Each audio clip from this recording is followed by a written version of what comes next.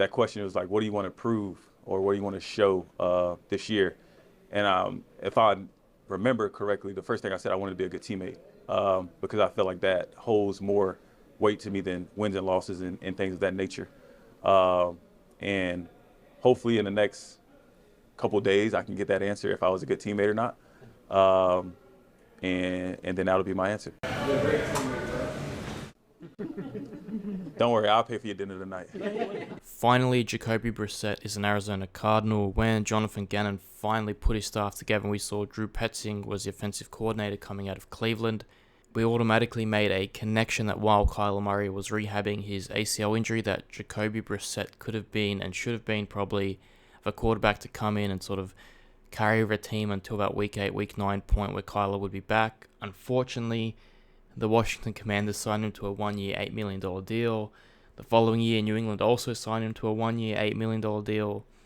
From reports, the Cardinals didn't want to go that high in paying Jacoby Brissett, so now that he's finally signed for us, he signed for a 2-year, $12.5 million deal with $8 million in guarantees, which works out to be a $6.25 million APY contract, which is slightly less than the $8 million that he was getting in Washington in 2023 and also last year in New England. I think it's finally safe to say the Cardinals have a reliable, proven, solid backup quarterback. You know, we've had seasons where we had just shit shows at the backup quarterback position, like Trace McSorley, Colt McCoy. Like, you can say what you want about Colt McCoy. I personally don't think he was that good.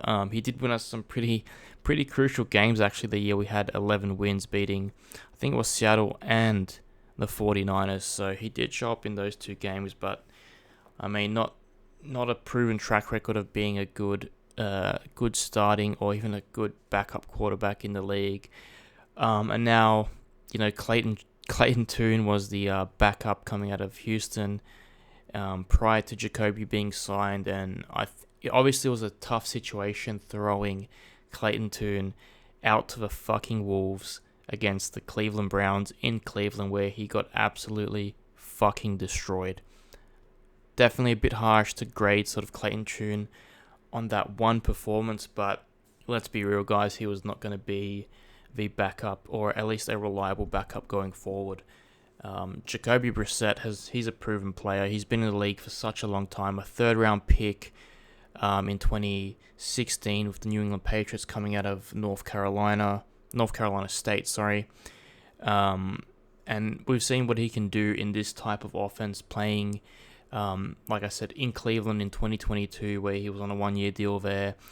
Most of his snaps, I think, you can look at his snap counts here. The third most snaps he's ever had in his career came in that year with Cleveland in 2022, where he did have some really nice games for Cleveland. He can scoot a bit too. He's not just a pocket passing sort of backup. He does have a bit of juice when he tucks it and runs. So another sort of benefit, and also he's a great option when it comes to quarterback sneaks. Obviously, we've had a few times where we've had to take Kyler out, put Clayton Tune in, and then get Clayton Tune to run the tush push or a QB sneak. Jacoby Brissett, a far more thicker, stronger option now, taller option than Kyler, but not too sure how tall Clayton Tune is, but a much more sturdier, stout option to sort of run those tush pushes or QB sneaks, and he's done it before.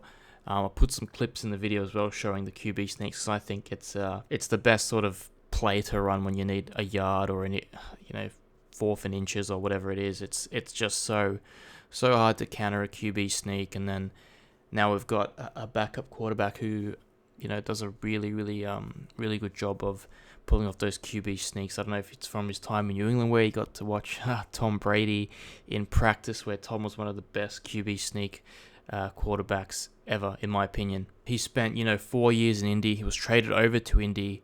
I can't remember the compensation. I think it was a third-round pick. I'll have a look. I'll put it on the screen. But he was traded over to Indy, spent 4 years in Indy, 2 years as a starter there. And he, again, if you go watch his tape from Indy, like, he had some wild throws playing QB there in Indy. And then he sort of played a bit in Miami in 2021. Like I said, he was the starter 2022 for Cleveland. Played just under 800 snaps, and like I said, we saw what he could do in that offense, that sort of Drew Petzing style offense. So I think it's a perfect fit in terms of a backup. Knock on wood, hopefully Kyler doesn't go down, but if he does, we've got a solid option in Jacoby Brissett who can man the fort, and I think Jacoby, like I said, we finally have a solid backup quarterback. I feel like it's been quite a while since we've had a reliable backup option at the quarterback position. So overall, a really solid signing, not too expensive either. Like I said, the guarantees, it's $8 million in guarantees, which basically works out to be a 1-year deal. Don't see why you'd want to move off Jacoby after 2 years, because it's quite a relatively small cap hit for a position that's very important to have in the NFL. Another thing that is quite important, I think, about this signing is Jacoby Brissett. He is a leader. He holds his teammates to a very high standard. I'll throw in a clip as well, where I think it was James Palmer. I'm getting him confused with Tom Pelissero, but it's James Palmer. I'm pretty sure reported and spoke about Jacoby Brissett's leadership, how he pulled a rookie aside. I think they were either late to practice, or I think it was that they were late to practice, and he sort of pulled him aside and was like, "That's just not on." So he holds his teammates to a high standard. He himself, his goal is to be the best possible teammate he can be, and I think Kyler Murray needs a veteran presence like Jacoby Brissett in the locker room. When Kym and Cliff were here, they sort of rolled out the red carpet for him.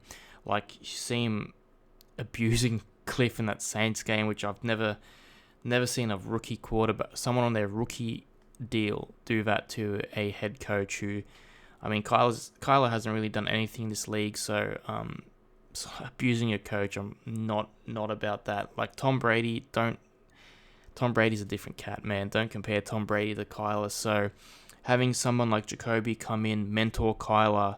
I know Kyler's in year 7, but still, like, he's still shown, like, his body language on the side sometimes is still not great. I just think he needs to improve in those areas, and Jacoby, I think, is definitely someone that can come in and sort of, be that sort of guy that can just be honest with Kyler and just tell him, like, look, you shouldn't be doing this. Like, you are a leader of this team. You are the quarterback of this team, and he's going to hold him to a very high standard as well. So a lot of sort of benefits from this signing, not just having a reliable quarterback as a backup option, but also that sort of QB room. You know how important QB rooms are in the league.